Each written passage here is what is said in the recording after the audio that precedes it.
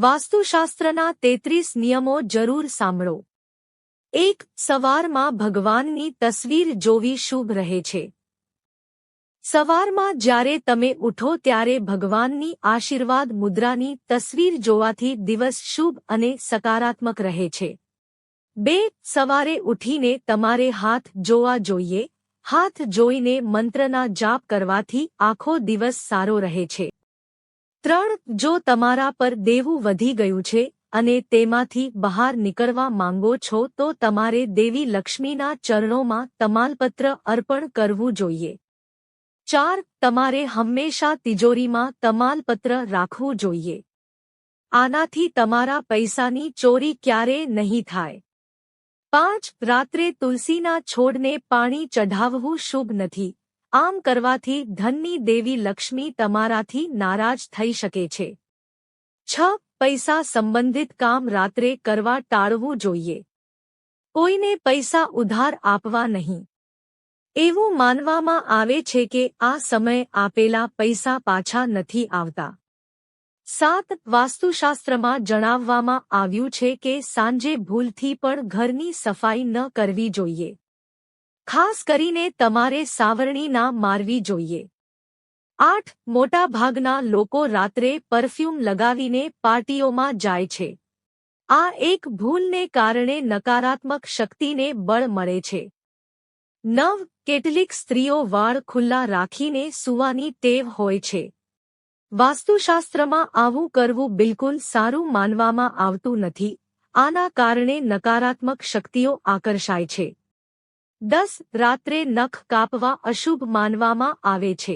વારંવાર આ કરવાથી લક્ષ્મી દેવી તમારાથી નારાજ થઈ જાય છે। 11. ઘરમાં અગરબત્તી સળગાવવાથી બેક્ટેરિયાનો નાશ થાય છે અને પરિવારના સભ્યોનું સ્વાસ્થ્ય સારું રહે છે। 12. જ્યોતિષ શાસ્ત્ર અનુસાર અગરબત્તી સુખ અને સમૃદ્ધિનું પ્રતીક માનવામાં આવે છે। પૂજા દરમિયાન અગરબત્તી સળગાવવાથી દેવી લક્ષ્મીની કૃપા પ્રાપ્ત થાય છે। 13. જો તમારું કામ વારંવાર બગડતું હોય તો ઘરમાં અગરબત્તી સળગાવી દો। તેનાથી તમારી આસપાસ સકારાત્મક ઉર્જા જળવાઈ રહેશે અને તમને તમારા કામમાં સફળતા મળશે। 14. રાત્રે જમ્યા પછી રસોડામાં હેઠા વાસણો ક્યારેય ન રાખવા જોઈએ। એવું માનવામાં આવે છે કે તેનાથી માતા અન્નપૂર્ણા અને માતા લક્ષ્મી પણ ગુસ્સે થઈ શકે છે। 15. જો તમે ભોજનની ઉપર મીઠું ખાઓ અને ખોરાક ખાધા પછી મીઠું રહી જાય તો તેને ક્યારેય ફેંકવું જોઈએ નહીં। તેમાં થોડું પાણી ઉમેરો અથવા આગલી વખતે ખાવા માટે વાપરો। નહીં તો ઘરમાં ઝઘડો થઈ શકે છે અને વ્યક્તિના બધા કામ બગડી શકે છે। 16. જો તમારા ઘરમાં ડાઇનિંગ ટેબલ છે તો તેને ક્યારેય ખાલી ન રાખવું જોઈએ। ફળો અને ખાદ્યપદાર્થો હંમેશા ડાઇનિંગ ટેબલ પર રાખવા જોઈએ। એવું માનવામાં આવે છે કે તેનાથી ઘરમાં સુખ સમૃદ્ધિ આવે છે અને સારા નસીબ પણ લાવી શકે છે। 17. વાસ્તુશાસ્ત્ર અનુસાર જો તમે લાંબુ આયુષ્ય જીવવા માંગો છો તો સવારે મોડે સુધી સૂવાની આદતને બદલો। બ્રહ્મ મુહૂર્તમાં જાગવું શુભ માનવામાં આવે છે। 18. વાસ્તુશાસ્ત્રમાં કહેવાયું છે કે દક્ષિણ કે પશ્ચિમ તરફ માથું રાખીને સૂવાથી વ્યક્તિનું આયુષ્ય ઘટે છે। તમારા રૂમમાં હંમેશા થોડો પ્રકાશ હોવો જોઈએ। તૂટેલા પલંગ પર સૂવું પ્રતિબંધિત છે।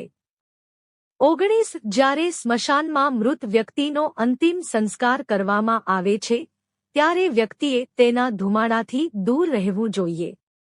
જ્યારે મૃતદેહને બાળવામાં આવે છે ત્યારે ધુમાડાની સાથે ઝેરી તત્વો વાતાવરણમાં ફેલાય છે। આ ઝેરી પદાર્થોમાં ઘણા વાયરસ અને બેક્ટેરિયા હોય છે જે શ્વાસ દ્વારા શરીરમાં પ્રવેશ કરે છે। 20. જો તમે નવું પર્સ વાપરવા જઈ રહ્યા છો તો પહેલા જૂના પર્સનું ધ્યાન રાખો। તમે તમારા જૂના વોલેટમાં 1 રૂપિયાનો સિક્કો રાખી શકો છો જેનાથી દેવી લક્ષ્મી ક્યારેય નારાજ નથી થવા દે। તમારા કોઈપણ જૂના પર્સમાં યથાશક્તિ પ્રમાણે ઓછામાં ઓછા રૂપિયા રાખો. 21 જો તમારા પર્સમાં ક્યારેય પૈસા ઓછા ન થાય અને તે હંમેશા પૈસાથી ભરેલું રહે, તો તમે તેના માટે એક સામાન્ય ઉપાય કરી શકો છો. તે માટે તમારે તમારા પર્સમાં ગોમતી ચક્ર રાખવું જોઈએ. 22 શાસ્ત્રોમાં ગોમતી ચક્રને પર્સમાં રાખવું ખૂબ જ શુભ માનવામાં આવે છે. તેનાથી દેવી લક્ષ્મીની વિશેષ કૃપા પ્રાપ્ત થાય છે. 23 વાસ્તુશાસ્ત્રમાં પર્સના રંગ વિશે પણ માહિતી આપવામાં આવી છે. કેટલાક લોકો માટે કાળા રંગનું પર્સ શુભ હોય છે. 24 શાસ્ત્રોમાં સફેદ રંગનું પર્સ રાખવું ખૂબ જ શુભ માનવામાં આવે છે. એવું માનવામાં આવે છે કે આવા પર્સમાં હંમેશા પૈસા રહે છે અને વ્યક્તિને ક્યારેય પૈસાની તંગીનો સામનો કરવો પડતો નથી.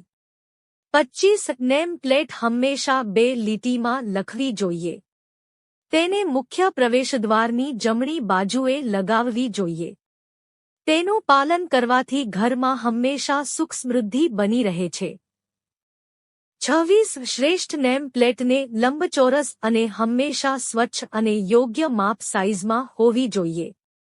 27 વાસ્તુશાસ્ત્ર અનુસાર રસોડાની દક્ષિણ દિશામાં મીઠું ન રાખવું જોઈએ. જો કોઈ આવું કરે છે તો તેને અનેક પ્રકારની પરેશાનીઓનો સામનો કરવો પડી શકે છે. ઘરમાં ગરીબી અને નકારાત્મક ઉર્જાનો વાસ થઈ શકે છે. 28 વાસ્તુશાસ્ત્રમાં શુક્રવારે મીઠું દાન કરવું શુભ માનવામાં આવે છે, પરંતુ સાંજે ક્યારેય મીઠું દાન ન કરવું. જ્યાં સુધી હાથથી મીઠું આપવાની વાત છે, તો શાસ્ત્રોમાં એવું પણ કહેવામાં આવ્યું છે કે ક્યારેય પણ હાથથી મીઠું ન આપવું જોઈએ.